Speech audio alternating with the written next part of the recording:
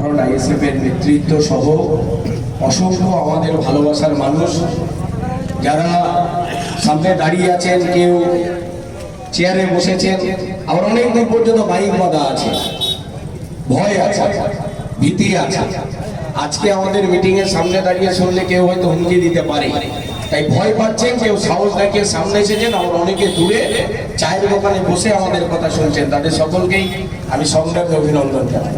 আর আজকের পশ্চিমবঙ্গের সব থেকে বড় আলোচনার বিষয় এসআইআর। তো এই যে হাজার হাজার মানুষের নাম বাদ গেল, বিরাট সংখ্যক মানুষের যে নাম বাদ গেল। আচ্ছা দেখবেন পাড়ায় পাড়ায় আমার তৃণমূলের বন্ধুরা বলছে, এই ইদানিং লাস্ট কয়েকটা দিন আমি শুনছি পাড়ায় পাড়ায় লোককে দিয়ে ভয় দেখাচ্ছে। বিশেষ করে যে বাড়ির এক দুজনের নাম বাদ গেছে সেই বাড়িতে গিয়ে বলছে, দেখো তৃণমূলকে জিতিয়ে দাও, তোমার নাম উঠে যাবে। বলছে তৃণমূল যদি সরকারে না আসে তাহলে নাম উঠে যাবে। আচ্ছা এখন পশ্চিমবঙ্গে কাদের সরকার আছে? এখন সরকারটা কাদের আছে? তৃণমূলের তো সরকার আছে। আরে বাবা, হওয়া ছেলে আর হওয়া ছেলে, তোমার সরকার আছে, তুমি কেন মানুষের নাম গেল বাদ গেল তখন প্রতিবাদ করতে পারলে না? আচ্ছা লালঝান্ডার পঞ্চায়েত নেই, লুটে নিয়েছিল রামচন্দ্রপুর পঞ্চায়েত।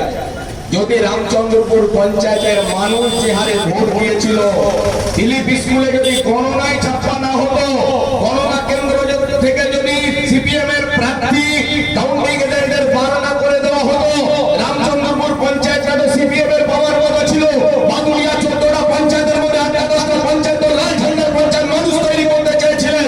তোমরা মানুষকে ভোটে তুলতে দিলে না। সিপিএম এর কিচ্ছু নেই। সিপিএম রামচন্দ্রপুর বাসতলায় 2-3 তারিখ অবস্থান করেছে স্যার প্রতিবাদ জানিয়ে। এই বাদুড়িয়া গিয়ে বিডিও সাহেব আছেন, তার কাছে ডেপুটেশন দিতে গেছে, ঘন্টার পর ঘন্টা বিডিও সাহেবকে ঘরে আটকে রেখে যে কোনো নাম বাদ দেওয়া যাবে না। আচ্ছা গোটা বাদুড়িয়া তৃণমূল বন্ধুদের কাছে প্রশ্ন করুন তো, কোনোদিন এখানের পঞ্চায়েত ওরা চালায়, পঞ্চায়েত সমিতি ওরা চালায়, জেলা পরিষদ ওরা চালায়, এমএলএ ওদের সব ছিল,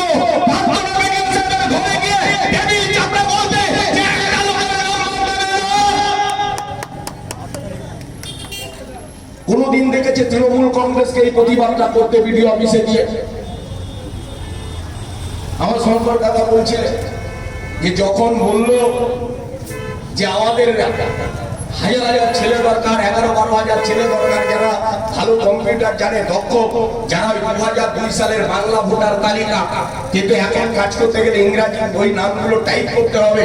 কম্পিউটারে যদি বিধানসভা ভিত্তিক নামগুলো টাইপ করে দেয় তাহলে মানুষের হয়রানি হবে না। সেদিন মমতা ব্যানার্জি বলেছিলেন আমি লোক দেবো না।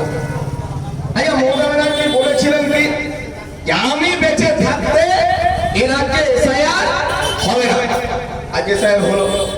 আচ্ছা উনি বলেছিলেন যে আমি বেঁচে থাকতে ওয়াকাফ সম্পত্তি পশ্চিমবঙ্গে কেন্দ্রের সরকারের নিতে দেব না। আজ ওয়াকাফ সম্পত্তি এখন কোথায়? 1 নম্বর খতিয়ান মুক্ত হয়ে গেল, অর্থাৎ ওয়াকাফ প্রপার্টির এখন মালিকানা কেন্দ্র সরকারের আওতায় চলে গেল। তাহলে দিদি বলেছিলেন ওয়াকাফ প্রপার্টি নিয়ে চিন্তা নেই, আমি থাকতে কিছু হবে না। কিন্তু এসআইআর বলেছিলেন আমি থাকতে এসআইআর করতে দেবো না। কিন্তু পশ্চিমবঙ্গের প্রথম ব্যক্তি এসআইআর এর নোটিফিকেশন যে নির্বাচন কমিশনার করেছে, হঠাৎ থেকে এবিপি আনন্দ দেখাচ্ছে যে প্রথম ফর্ম জমা দিচ্ছেন কে? ফর্ম লিখে এবিপি আনন্দ সংবাদে দেখাচ্ছেন মমতা ব্যানার্জি তার ফর্মটা জমা দিচ্ছেন। তাহলে উনি যেটা বলেন যে আমি থাকতে এটা হবে না, তার মানে সেটা ধরে নিতে ওটা উনি করবেন। উনি ওয়াকাফ প্রপার্টি দিতে দেবেন না, উনি বলেছিলেন, ওটা পাঠিয়ে দিলেন। উনি এখন বলছেন উনি থাকতে এনআরসি হবে না, তারপর উনি যদি সরকারে বেরেন তাহলে পশ্চিমবঙ্গে এনআরসিটা হবে। আচ্ছা আপনি বলুন, ধরুন আমাদের উকিল সাহেব উনি প্রার্থী আপনাদের সামনে, বামফ্রন্ট আইএসএফ জোটের প্রার্থী কমরেড বিশ্বজিৎ মন্ডল। আচ্ছা এসআইআর এর নাম হাজার হাজার মানুষের নাম যে বাদ গেল, আচ্ছা এই নাম বাদ দেওয়ার প্রতিবাদে যদি বাদুড়িয়া মেন রাস্তা অবরোধ করে বিশ্বজিৎ মন্ডল ঘন্টার পর ঘন্টা বলে, চিৎকার করে গলা ফাটিয়ে কি শঙ্কর কাকে আমাদের বাদুড়িয়ার প্রাক্তন বিধায়ক কমরেড সেলিম গাইন যদি ওখানে প্রতিবাদ জানাতে গিয়ে বলেন যে সাধারণ মানুষের নামটা কেন বাদ দেওয়া হলো, তাদের নামটা মূল তালিকায় অন্তর্ভুক্ত করা হোক, আচ্ছা এই প্রতিবাদটা করলে আপনি সেই মানুষটার পক্ষে থাকবেন না বিপক্ষে থাকবেন? আচ্ছা তারপর দেখা গেল আমাদের বিশ্বজিৎ বাবুকে বাদুড়িয়া থানার পুলিশ অ্যারেস্ট করে নিয়ে যাচ্ছে, বলে আচ্ছা আপনি তাহলে সেটাকে সমর্থন করবেন না ধিক্কার জানাবেন? বলুন একজন মানুষ হিসাবে ভোট দিতে পারেন তৃণমূল কংগ্রেসকে, কোনো আপত্তি নেই। ভোট তো আপনার ব্যক্তিগত ব্যাপার। বস্তার মধ্যে গিয়ে কাকে ভোট দেবেন সে তো আপনি ঠিক করবেন। আমি ছবিগুলো দেখতে পারবো না, তৃণমূলের কোন নেতাও দেখবেন, আপনি ঠিক করবেন কোন বোতাম চাপবেন, সেটা আপনার ব্যাপার। কিন্তু বিশ্বজিৎ বাবু কে বাদুড়িয়ার প্রাক্তন বিধায়ক সেলিম গাইন যদি এসআইআর নিয়ে প্রতিবাদ করায় যে পুলিশ যদি তাকে গ্রেফতার করে নিয়ে যায়, আপনি সেই পুলিশকে ধিক্কার জানাবেন না হাততালি দেবেন? এই একটা পুলিশ বাপের মতো কাজ করেছে। বলুন, আমার তৃণমূল করা বন্ধুদের কাছে আমার প্রশ্ন, যদি বলেন না আমি অন্যায় প্রতিবাদ করব, তাহলে আপনার কাছে আমার দ্বিতীয় কথা, আচ্ছা হাইকোর্টের নাম করা একজন উকিল, তিনি আমাদের লাল ঝান্ডা নিয়ে মিছিল করতে কোনোদিন আমি ছোটবেলা থেকে দেখিনি। আইএসএফ এর ঝান্ডা নিয়েও তাকে মিছিল করতে আমি দেখিনি। তিনি অন্য রাজনৈতিক মতাদর্শে বিশ্বাস করতে পারেন, কিন্তু মালদায় দাঁড়িয়ে হাজার হাজার লক্ষ লক্ষ মানুষের নাম বাদ দেওয়ার প্রতিবাদে রাজপথ কাঁপিয়ে যখন উনি প্রতিবাদ করেছেন, তারপরে আমরা দেখলাম এই রাজ্যের পুলিশ, রাজ্যের পুলিশ মন্ত্রীকে, যিনি মুখ্যমন্ত্রী তিনি পুলিশ মন্ত্রী মোফাজ্জল সাহেবের গ্রেফতার করা হলো এয়ারপোর্ট থেকে। আইএসএফ এর প্রার্থী একজন কারি সাহেব মাওলানা মুফতি, খুবই শ্রদ্ধেয় মানুষ, তাকে তিনি একটা গেঞ্জি পরে আছেন, তার বাড়িতে গিয়ে পুলিশ বলছে কেন প্রতিবাদ করে চলো থানায় যেতে হবে। উনি বলেছিলেন দেখুন আমি আপনার সাথে থানায় যাবো, আমি জানি না অপরাধ কি, তাহলে অপরাধ করে থানায় গেলে বলি চলো, তাহলে ঠিক আছে আমাকে একটু পাঞ্জাবিটা অন্তত পড়তে দিন, আমি গেঞ্জি গায়ে দিয়ে আছি, আমাকে পাঞ্জাবি পরার সময়টা অন্তত দিন। ওই কারি সাহেব মাওলানা মুফতি সাহেবকে পাঞ্জাবি পরার সময়টাই দেয়নি এ রাজ্যের পুলিশ প্রশাসন। মমতা ব্যানার্জির পুলিশ এনে হেসে ওই মাওলানা সাহেবকে নিয়ে গেলেন জেলখানায়। আপনি তখনও নীরব যদি থাকেন সেটা আপনার ব্যক্তিগত ব্যাপার। এই লাল ঝান্ডা হাতে যারা করেছে, আইএসএফ এর পতাকা যারা হাতে করেছে, তারা অন্যায়ের প্রতিবাদ করে যাবে চিরকাল। তাতে যদি মৃত্যু হয়, মৃত্যুকে আলিঙ্গন করতে পারি, অন্যায়কে পছন্দ করতে শিখে নিয়ে হাজার হাজার লাল ঝান্ডা বন্ধুরা খুন হয়েছে এই পশ্চিমবঙ্গের মাটিতে 11 সালের পরে।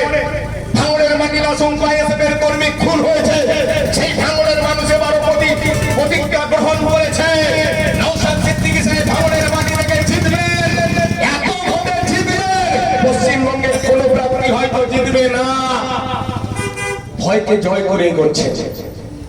তাহলে মোফাজ্জল সাহেব প্রতিবাদ করলে পুলিশ গ্রেফতার করলে, আর মমতা ব্যানার্জি একটা বক্তৃতায় হাত তালি দিয়ে বলছে এটাই তো আমি চাই, পুলিশকে আমি বলছি এমন ধারায় কেস করো যাতে ওর জামিন না হয়। উকিল সাহেবরা ভয় পেয়েছেন মনে করেছিলেন, কিন্তু কমরেড বিকাশ রঞ্জন ভট্টাচার্য আমাদের পার্টির নেতা, আমাদের যাদবপুর কেন্দ্রের সিপিআইএম প্রার্থী বলেছিলেন মোফাজ্জল সাহেবকে পুলিশ অন্যায় ভাবে গ্রেফতার করেছে, মোফাজ্জল সাহেব অন্যায় করেছে না ভালো করেছে না খারাপ করেছে বিচার করতে হবে। আর সেই মোফাজ্জল সাহেবের হয়ে বিকাশ রঞ্জন ভট্টাচার্য বলেছেন মালদা কোর্ট কেন প্রয়োজনে সুপ্রিম কোর্ট পর্যন্ত বিকাশ বাবু যাবে,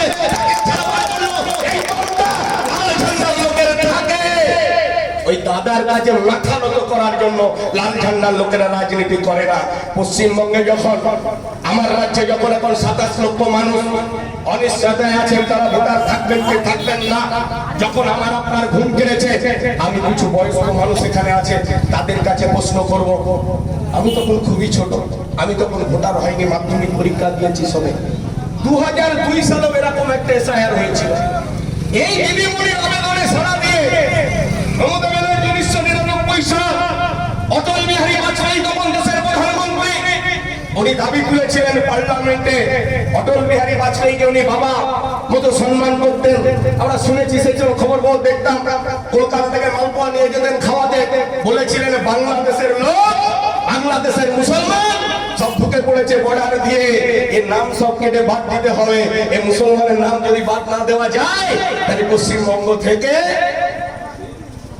বামফ্রন্টকে হটানো যাচ্ছে না।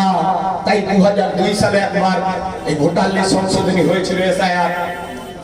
এই স্বরূপনগর বিধানসভার মানুষ, আপনারা তখন বাদুড়িয়া ছিলেন, একজন বয়স্ক মানুষ বলতে পারবেন এই ফর্মিয়ার কাগজের বান্ডেল নিয়ে বাবার 14 পুরুষের দলিলপত্র খুঁজে নিয়ে আপনাকে লাইনে দাঁড়াতে হয়েছিল। সেদিন অটল বিহারী বাজপেয়ী যিনি নির্বাচন কমিশনার ছিলেন, বুদ্ধদেব ভট্টাচার্য আমাদের নয়নের মণি রাজ্যের প্রাক্তন মুখ্যমন্ত্রী, আমাদের প্রয়াত নেতা বুদ্ধদেব ভট্টাচার্য সেদিন বলেছিলেন এই যে অটল বিহারীজি আপনি দেশের সরকার চালাচ্ছেন চালান, নির্বাচন কমিশনার আপনি নিয়ম তৈরি তৈরি করতে পারেন, কিন্তু আমার রাজ্যের সেই কাগজ খতিয়ে দেখবে আমার রাজ্যের আধিকারিকরা, আমার রাজ্যের বিওলরা, আমার রাজ্যের মাস্টারমশাইরা দেখবে কে বৈধ আর কে অবৈধ। এটা দেখার অধিকার তোমার নেই। আমার দেশের সংবিধান কি বলেছে? আমাদের দেশের সংবিধান বলেছে একটা মানুষ যদি দেশে জন্মায় আর তার বয়স যদি 18-র বেশি হয়, আর নিতান্তই যদি সে রাস্তায় ঘোরা পাগল, মানে প্যান্ট খুলে মাথায় বেঁধে ঘোরা পাগল যদি না হয়, তাহলে সেই লোকটার নাম ভোটার লিস্টে থাকবে। আমার দেশের সংবিধান সেই অধিকার দিয়েছে। আজকে সেই অধিকার কোথায় কেড়ে নেওয়া হলো? দিদিমণি কালো কাপড় চড়ে সুপ্রিম কোর্টে ছাত্রা পড়লেন, আসলে বিপদটা উনি সেদিন ঘটিয়ে দিলেন যেদিন এখানে নির্বাচন কমিশনার বলেছিল আধিকারিক দাও, অফিসার দাও, কম্পিউটার যারা ছেড়ে দাও। যদি দিত তাহলে কি হতো? এই যে আন্ডার অ্যাডজুডিকেশন হতো, হলো লক্ষ লক্ষ মানুষের হতো না। আমি দুটো উদাহরণ দেব। আমাদের স্বরূপনগর বিধানসভা পাতুয়া গ্রাম আছে, চেনেন তো পাতুয়া গ্রাম? গোপালপুর বাজারের পরে তা পাতুয়া গ্রামে একজন মানুষ আমাদেরই পার্টি করেন, সেই জন্য অতি দ্রুত জেনেছি কথাটা। তার নাম হচ্ছে আশরাফ পাহাড়। আশরাফ পাহাড় এখন এআই ফেলে এটার নাম ট্রান্সলেট হয়েছে, মানে বাংলা থেকে কম্পিউটার তথ্য প্রযুক্তি, এটাকে আশ্রমের নামটা ইংরেজিতে কনভার্ট, তার নামটা একই থাকার কথা। এখন কম্পিউটার মানেটা খুঁজেছে পাহাড় ইংরাজি, আশ্রম ইংরাজি আশ্রম দিয়েছে। এখন পাহাড় ইংরাজি কি? আমরা জানি হিল মানে পাহাড়, তা ওর নাম এসেছে অনলাইনে আশ্রম হিল। এইবার নির্বাচন কমিশনের লোক কম্পিউটার, ওই কম্পিউটার যখন আবার দেখছে এতো নামটা লিখেছে আশরাফ পাহাড়, আর এআই মাধ্যমে যখন ওই নাম আবার ভেরিফাই করছে 2002-এ এই আশরাফ পাহাড়, আর 2002-এ দেখছি একই এপিক নাম্বার, সেলোকের নাম ছিল তো আশরাফ হিল। তাই আলাদা ব্যক্তি থেকে পাঠাও জাহান্নামে, আটকে দিল। আরেকটা পাতুয়া গ্রামের আরেকটা লোক, তার নাম হচ্ছে ফকির চাঁদ মন্ডল। কি নাম? ফকির চাঁদ মন্ডল। এখন ফকিরও ইংরেজিতে ফকির নিয়েছে, মন্ডলও মন্ডল নিয়েছে, কিন্তু চাঁদ মানে চাঁদ ইংরেজিতে কি বলে? চাঁদ ইংরেজি হচ্ছে মুন। তার নাম ইংরেজিতে ট্রান্সলেট করেছে কম্পিউটার কি ফকির মুন মন্ডল। তাহলে ফকির চাঁদ, তাহলে ফকির ইংরেজিতে রইল, চাঁদটা হয়ে গেল মুন, মুন মানে চাঁদ ইংরেজি শব্দ, আর ওদিকে মন্ডল। এইবার কম্পিউটার যখন 2002-এর সাথে আবার ট্যালি করছে তখন বলছে তো আলাদা ব্যক্তি, এ তো ফকির মুন মন্ডলের নামে দিচ্ছে ফকির চাঁদ মন্ডল, তাহলে আলাদা, ওকে জাহান্নামে পাঠাও।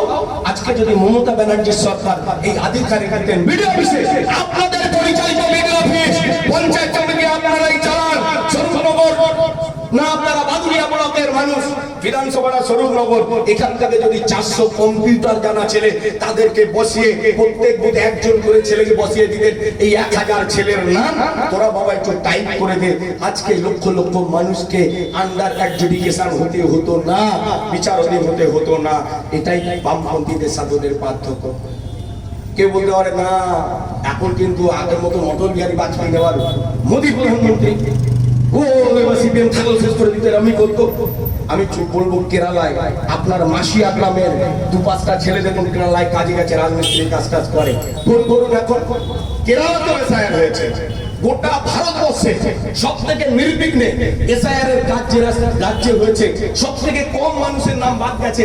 এখানে যখন 91 লক্ষ লোকের নাম বাদ গেল, তখন কেরালায় বাদ গেছে মাত্র 8 লক্ষ মানুষের নাম, এবং পরিসংখ্যান দেখা গেল এরা সবাই মৃত ব্যক্তি, বা 2 জায়গায় নাম উঠে গেছে কোন রকম বিবাহিত মেয়ে, ছেলের বাড়িতে মানে বাবার বাড়িতে নাম আছে, আবার যার সাথে বিয়ে হয়েছে সেই ছেলেটার নাম উঠে গেছে।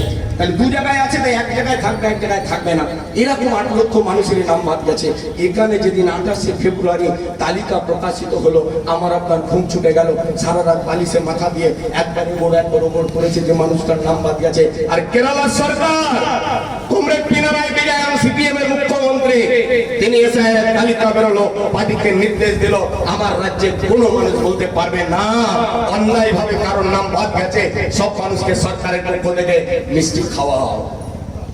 তাহলে কেরালায় মিষ্টি বিতরণ করতে পারে এসআইআরের পরে, আর আমার রাজ্যে এসআইআরের পরেও ভয় দেখায়, বলছে তৃণমূল জিতলে তাহলে নাম থাকবে, তাহলে থাকবে না। আমি আমার তৃণমূল বন্ধুদের বলবো, আমার সাধারণ মানুষকে বলবো, তৃণমূলের বন্ধুরা পঞ্চায়েতের মেম্বার হতে পারেন, আরো বড় বড় নেতা ঢুকে যাবে। যে এমএলএ কে বর্ষার সময় দেখা যায় না, যে এমএলএ কে করোনায় দেখতে পাননি, সেই এমএলএ এখন পাড়ায় পাড়ায় আসবে। আপনার বাড়িতে যদি খিচুড়ি রান্না করে বলেন গন্ধ শুকে যেতে হবে, তাও এমএলএ আসবে। তাকে প্রশ্ন করবেন কি প্রতিবাদ ছিল। আচ্ছা, ওয়াকফ প্রপার্টি নিয়ে, ওয়াকফ প্রপার্টি নিয়ে এত কথা, দিদিমণি যখন তোমরা ওখানে মিটেছে, তোমাদের মিটেছে ওখানে,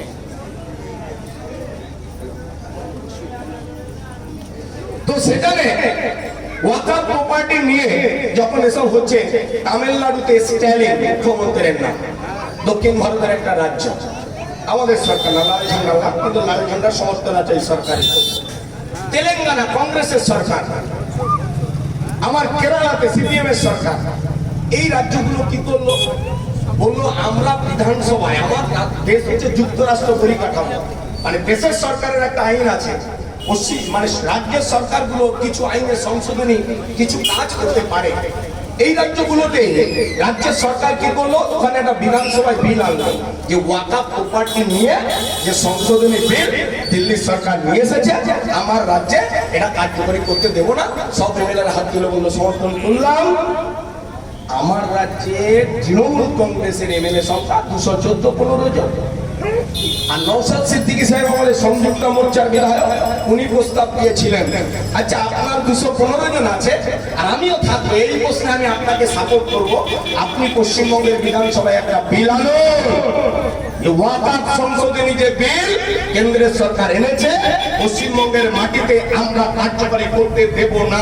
আপনি এই বিল বিধানসভায় আনুন, আমি দুহাত তুলে আপনাদের সমর্থন করব। আপনার 215 আর আমাকে দিয়ে 216 হবে।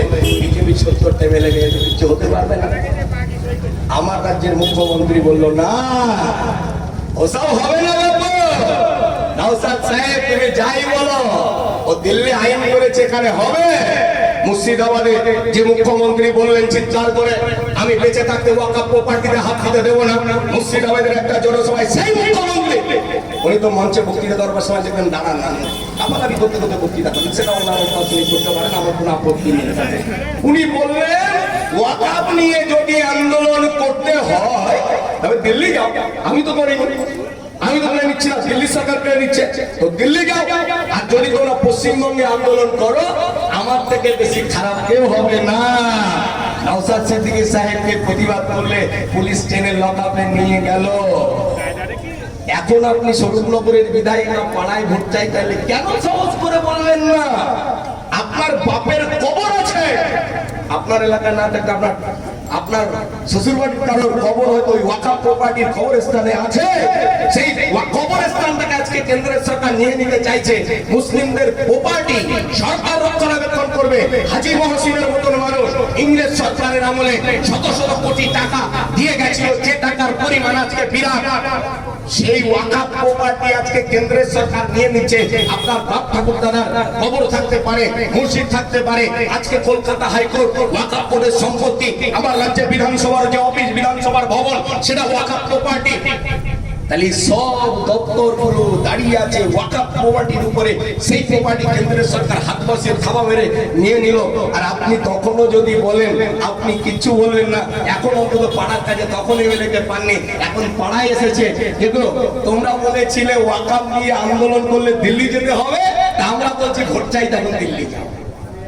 সাহস করে বলুন, মানুষ কখনো তৃণমূল সিপিএম হতে পারে না, রাজনীতি কখনো পার্মানেন্ট ঠিকানা হতে পারে না।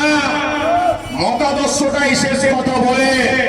লাল ঝান্ডার একটা মতাদর্শ আছে, সেই মতাদর্শের টানে শঙ্কর ঘোষ আজীবন ওই লাল ঝান্ডা ধরে মিছিলে হাঁটেন। তৃণমূল কংগ্রেসেরও একটা মতাদর্শ হয়তো আছে, কিন্তু সেই মতাদর্শটা আজকে আমার আপনার সামনে পরিষ্কার। টাকার বান্ডেল যেদিকে মতাদর্শ উপর হয় সেদিকে। আমরা বলছি আর কবে বেরোবেন? সাহস করে এগোন, আপনার অধিকার প্রত্যেক দিন ওরা কেড়ে নিতে চায়। লাল ঝান্ডার আইএসএফের এই পতাকা সাহস যোগায় রাজ্যের মাটিতে, যার নয় পরিবর্তন চাই।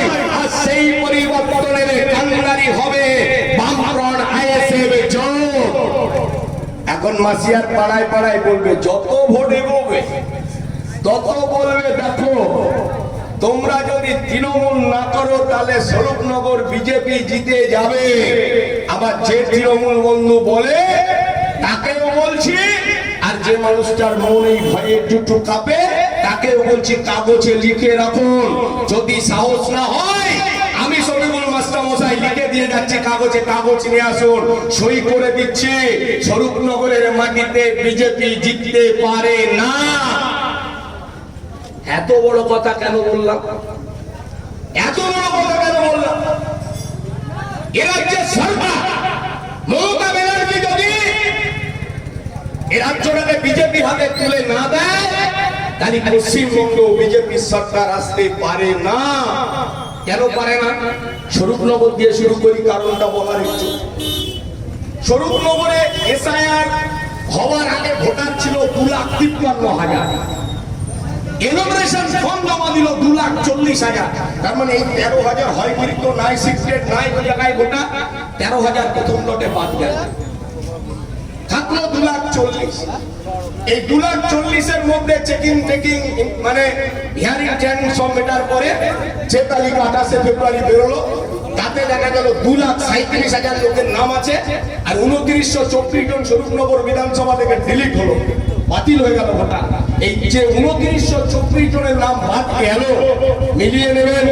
আমার কোন তৃণমূলের বন্ধু যদি ভয় দেখায়, আমি তালিকা আছে, তালিকা দিয়ে যাবো, আমার মোবাইলে আছে, তালিকা দিয়ে যাবো, লিঙ্ক দিয়ে যাবো, নিচে গিয়ে দেখে নেবেন। আমাদের বানানো তালিকা না, নির্বাচন কমিশনের সাইটের লিঙ্ক দিয়ে দেবো, সেই তালিকা দিয়ে স্বরূপনগর বিধানসভা ডিলিটেড তালিকা, প্রথম তালিকা দেখে নেবেন। 28শে ফেব্রুয়ারি যা প্রকাশিত হলো 2,924 জনের নাম বাদ গেল, তার মধ্যে 2,915 জন ছিল হিন্দু কমিউনিটির মানুষ, মাত্র 9 জন ছিল মুসলমানের নাম বাদ গেল। তারপরে যে 2,37,000 থাকলো, তার মধ্যে 12,000 থাকলো আন্ডার অ্যাডজুডিকেশন অর্থাৎ বিচারাধীন। এই 12,000-এর মধ্যে 8,000 হচ্ছে মুসলমান আর 3800 হচ্ছে হিন্দু কমিউনিটির মানুষ। তারপরে তাদের আবার এই টানা হেঁকড়া বিচার, কি বিচার যে হলো আমরা জানি না, আদেও কাগজ দেখেছি কিনা আমি জানি না। অসংখ্য মানুষ 2002 সালে ভোট দিয়েছেন, 80-85 বছর বয়স, মাস্টারি চাকরি করেছেন, পুলিশের চাকরি করেছেন, সেনাবাহিনীতে চাকরি করেছেন, তিনি 20 বছর ধরে চাকরি করেছেন, রিটায়ার করেছেন, এখন বয়স 80 বছর। সেই লোকের নাম বলছে তুমি নাকি অবৈধ, তুমি ভোটার থাকতে পারবে না। কোন কাগজ চেক করলে সেই মানুষটার নাম বাদ যেতে পারে? এখনো হাই স্কুলে চাকরি করছে, প্রাইমারি স্কুলে চাকরি করছে, পেনশন পাচ্ছেন, হাজার হাজার মানুষের নাম বাদ দিয়ে দিল। 2002-এ নাম থাকা বড় তাদের নামটা বাদ দিল। আচ্ছা, এই মানুষগুলো কাগজ চেকিং হলে বাদ যাওয়ার কথা না, এই কাগজ কারা চেক করলো? আচ্ছা, আন্ডার অ্যাডজুডিকেশন করলো নির্বাচন কমিশনার, তাই প্রথমে ছুরি মারলো মমতা ব্যানার্জি। যদি কর্মী দিত, কম্পিউটার কেনা ছেড়ে দিত কেউ, এই নামের ভুলভালের জন্য নাম বাদ যাওয়ার কথা ছিল না। মমতা ব্যানার্জি প্রথম পেরেক মারলো, দিল না কর্মী। দ্বিতীয় কি হলো? আন্ডার অ্যাডজুডিকেশন মানে কি? বিচারাধীন মানে কি? আচ্ছা, আমারও হিয়ারিং হয়েছে, আচ্ছা আমার নামটা ওকে হলো, আমার পাড়ায় 60 জন লোকের নাম বাদ গেল, তো আমি আমাদের ভিতরে যিনি এই আরো ছিল তাকে চেপে ধরেছিলাম ভিডিও অফিসের একটা ডেপুটেশনে যে আপনাকে বলতেই হবে। আচ্ছা, আমার নাম ওকে হলো, এদের হলো না কেন? কি করে হলো? তো ভদ্রলোক বলেই ফেললেন চাপের কাছে যে দেখুন, আমরা যেগুলো বুঝেছি একদম ওকে, আপনার মতো লোক বুঝেছি একদম ওকে, ছেড়ে ছেড়েছি। একটু আমাদের মনে হয়েছে একটু একটু সন্দেহ আছে, আমরা আর বাবু রিস্ক নিলাম না, পাঠিয়ে দিলাম বিচারাধীনে। তার মানে এই যে গোটা বিচারাধীনে আমার রাজ্যে যাদের নাম গেল, এটা নির্বাচন কমিশনার গণেশ কুমার তৈরি করলেন না বিডিও অফিসে যারা হিয়ারিং নেওয়ার জন্য এই আরো ছিলেন electoral roll assistant electoral roll officer যিনি ছিলেন, তারা করলেন এই তালিকাটা মমতা ব্যানার্জির সরকারি আধিকারিকরা আগে বিচারের আওতায়, মানে ওরা যেটা বুঝেছে ওকে তো ওকে করে দিল, সেটা ওখান থেকে ওকে হলো।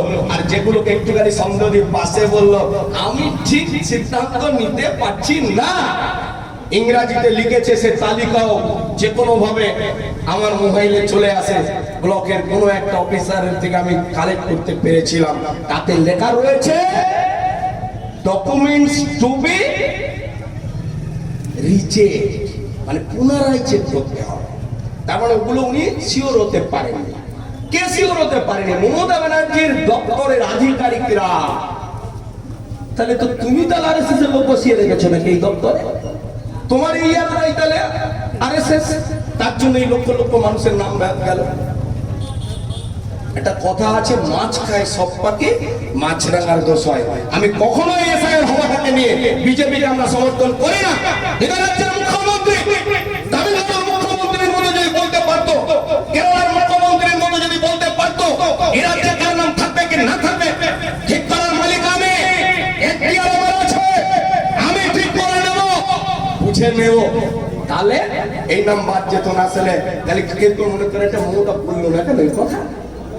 ও তো এত চেঁচাই বললো না কেন? আসলে ও যদি বলতে যায়, ও হয়তো চেঁচাবে, গলার শিরা মোটা হবে। সেই রাত্রি অমিত শাহ ফোন করে বলবে, তাহলে ওই দুর্নীতিতে তোমার ভাইপো জেলে যাবে। আচ্ছা, 28শে ফেব্রুয়ারি তালিকা বেরোলো, ফিরে যান 24শে ফেব্রুয়ারি বিকেল 5:20। এবিপি আনন্দ 24 ঘন্টা একসাথে খবর দেখালো। মমতা ব্যানার্জি বলছেন একটা মিটিং এ এ রাজ্যে 1,20,00,000 মানুষের নাম বাদ যাবে। আমি তার জন্য ক্ষমা চাচ্ছি, আমি পারলাম না রক্ষা করতে, ক্ষমা চাচ্ছি। তার মানে 4 দিন আগে তখনও তালিকা প্রস্তুত করার কাজ চলছে। 4 দিন আগে দিদিমণি বলে দিল 1,20,00,000 মানুষের নাম বাদ যাবে। আমার কাছে খবর আছে, যদিও 1,20,00,000 মানুষের নাম বাদ যায়নি। তাহলে উনি কি করে বলেছিলেন? আসলে উনি বলে দিলেন এই দপ্তরে সিপিএম তো লাফালাফি করছে না, সিপিএম তো বিডি অফিসের গেট ধরে নাড়ানাড়ি করছে। আচ্ছা, মুর্শিদাবাদের আমি সিটটা ভুলে গেছি, কোন বিধানসভার একজন বিধায়ক প্রার্থী তালিকা ঘোষণা হওয়ার পরে তিনি বিস্ফোরণ করলেন।